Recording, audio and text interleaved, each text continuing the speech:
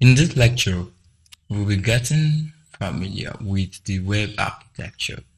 Yeah, I'll show you how to create your first web page. Trust me, it's very simple. So before we begin, I hope we all have this software, Visual Studio Code.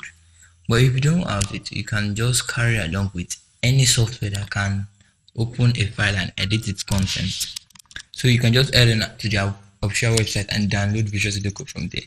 So I have downloaded it already. So once you've downloaded it, you just create a new folder. I created this folder named Web Development Course. For now, the folder is empty. So to open the folder in Visual Studio Code, you open the software. If you open Visual Studio Code for the first time, you should see something that looks like this. Then click on Open. Then select the folder. Then open. The reason why we're opening a folder and not a file with Visual Studio Code is best to put all your code in one folder or subfolders for organization. So we should have something like this when we open it. You can as well just drag and drop the folder into the editor and it will open it, or drag and drop the folder on the Visual Studio Code icon and it will also work as well. So now what we have is this. So to get started, we'll click on this icon, which is for new files, and you save it as, let's just save it as page.html. And when that's created, we can now see that we have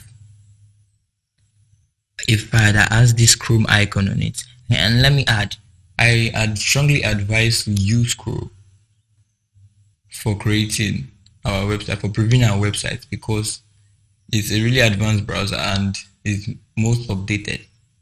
So as I was saying, you can just see, just by creating this file and giving the extension of .html, the system automatically recognizes it as a web page, and if we click and open it, it opens in the browser and we see a blank white space. And this makes sense because we currently have nothing, no code written in here. You can just go ahead and type anything. The hello world. Let me zoom in so you can see that very well. And type hello world. If we save it by pressing Ctrl S and we go to the browser and reload it, you can now see it, hello world here. So let me tell you what we've done so far. We created a web page.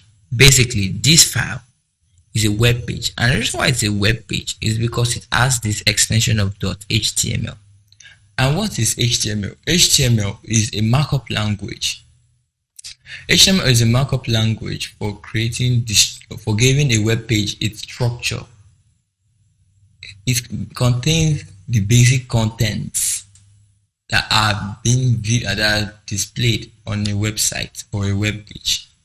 So, as I said earlier, the content of this basic web page is this hello world, and the browser also shows us what we wrote in our code. Okay, so I spoke of an ebook, which is this ebook. Let me open it. It's a really comprehensive, let me go to the beginning though. It's a really comprehensive ebook on HTML and CSS, and I will be making references to this book as we carry along with the course. So if you're interested in this book, you can just send me a private message and we can make a deal. So as I was saying, I want to teach us something called tags. Now, what is a tag? You might have seen something like this before. Anyway, this is what we call a tag. And what does a tag do? A tag modifies the content that is placed in between it by giving it some basic default styling or some other basic functions. So the first tag I want us to know about is the h1 tag. What does the h1 tag do? Let's see. This is an heading 1 tag.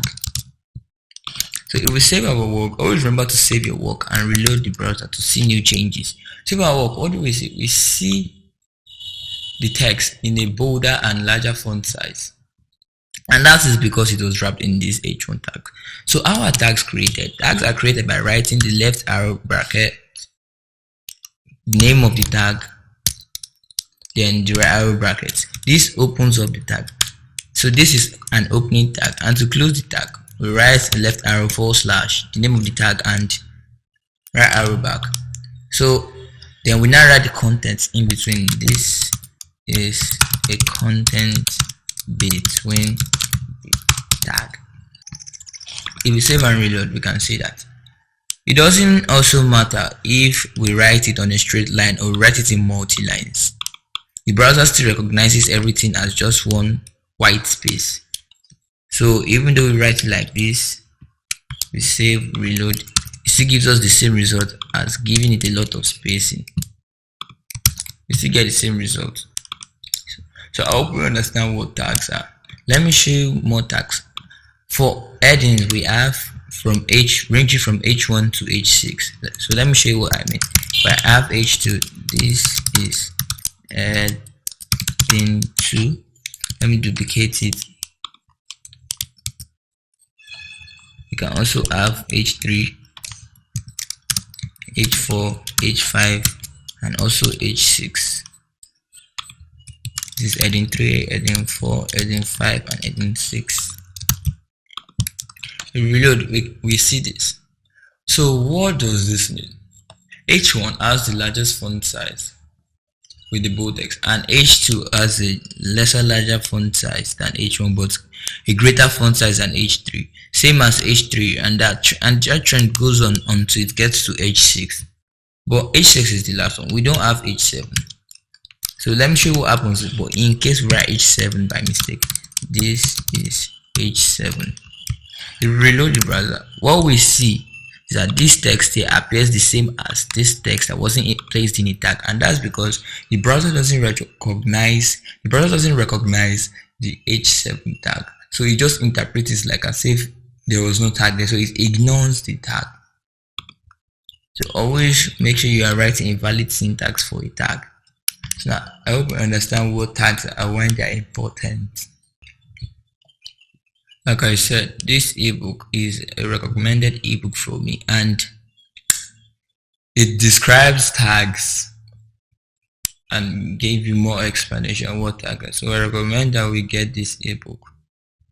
So before we create a web page, there are some basic tags where we're meant to set up for creating our first web page, and it's not compulsory for a page to load, but it's required if you want your page to load properly. And those tags are as follows. First, before we create anything, we have the HTML tag. Basically, all our code in the browser should be wrapped in between this HTML tag. After the HTML tag, we have the head tag. Then under the head tag, we also have the body tag. Not in between the head, but below the head tag. So what are this head tag and this body tag? The head tag contains basic information, or it contains the information about the web page, whereas the body tag contains the content of the web page. So it's in this body tag we're meant to be placing our headings and everything. So if we save and reload, we can now get this. So what do we place in between the head tag? We basically place metadata about the site, e.g. the title of the web page, the page icon, and some other basic information for the page. So to set up the title, we use the title tag and say this is, let me name it something, web development lecture 1. If we reload, where does that appear? That appears at the tab label, which is here in Chrome browser. So like I said, the body tag, things placed in between the body tag appear in the web page, while things placed in the head tag are used by the browser and interpreted differently by different browsers and different softwares. Okay, so there are other tags apart from the heading tag. We also have the paragraph tag, which is p tag. The p tag are used for creating new paragraphs. So let me just type some random words here. So these are just random words. So we can now see this is taken to a new paragraph. So if we have another p tag, it will create a new paragraph for us, and that keeps on creating new paragraphs. So that's what a p tag is for. So you may be wondering how I generated this random word. It's a feature of Visual Studio Code. You basically type lorem and you see these suggestions. If you don't see these suggestions, press Ctrl and spacebar. The suggestions will come up. Then you can just hit on enter, or if you wanted to generate more words, you type the amount of words you want to generate. Maybe you type 500, it generates 500 words, or 5 words, it generates 5 words for you. So if you reload, get this. So before I continue about more tags, I want to know about some basic Visual Studio Code settings. So to get to settings, we click on this icon, then we click on settings. And the first settings I recommend us using is autosave. You can set it to any one but off. So I prefer to use on focus change. You can just play around with the settings to get more familiar with it. After autosave, there's another feature. The autosave saves your word automatically. So we also have the word wrap. And what this does for us is that just set yours to on. Mine is on already because I've been using this software for a very long time.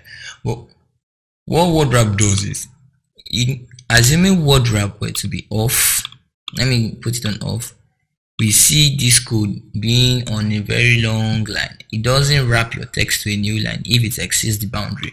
But once word wrap is on, it wraps your text to a new line, and this makes it easier to reach. You may also be wondering why all these spacings, or why this indentation before the code. It's not necessary to be indented, or it's not compulsory. We can as well model everything up and the browser will still understand. It's just a feature of Visual Studio Code that indents our code for us. There is also another tag called the b tag, and this tag makes its content bolder. That's what the b tag does. So let's refresh and see. You can now see this text is bolder because it was placed in a b tag. The I tag makes its content italics.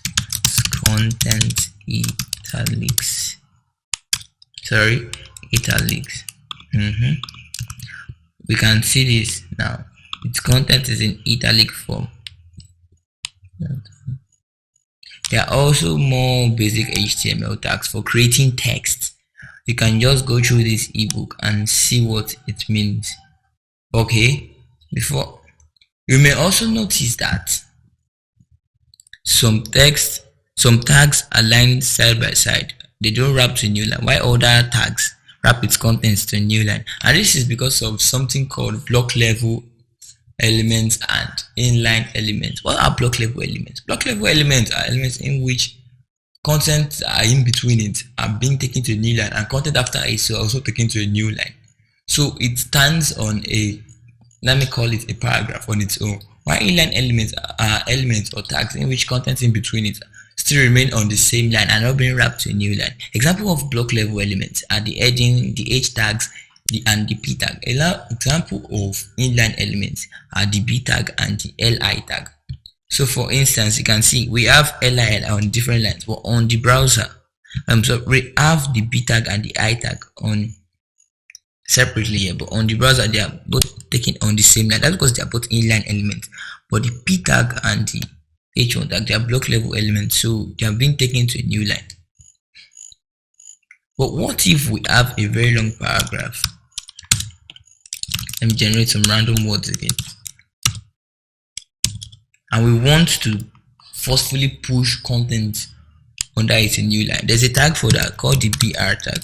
Br meaning the line break, and it's a self-closing tag. So what are self-closing tag? Remember I said that to create a tag, we create the opening tag, and to close the tag we use the / before the name of the tag, then the arrows. But self-closing tag just only have opening tags, and to close the tag we just use the / then the arrow as such here. So Let me zoom in so you can see properly. This BR is a self-closing tag. So instead of writing it like this is invalid. Instead, we close self-closing tags just by putting / here. And what does BR do? What does BR do? So we have another random word. So now we have this set of random words, and ignore these blue lines under this. It's just spell correction. Is an extension of Visual Studio Code. I will show you how to install in extensions later on. So what does BR do? So let me change this tag back to P. So now we have this paragraph, right? Then we now have a BR tag, then another set of words. What it does is that it forcefully pushes the content after it's a new line, as shown here. So this a BR tag was placed here, then the content after it will be pushed to new line. So we have multiple BR tags. Let me copy and paste it. It just keep on creating new lines for us and push the content further below. But I don't advise us using BR tags all the time. Only it's just a quick hack. Instead, I recommend us putting them in separate paragraphs as such. So now they are in paragraphs of their own. This is one paragraph, this is another paragraph, and then it's being pushed down to a new line automatically.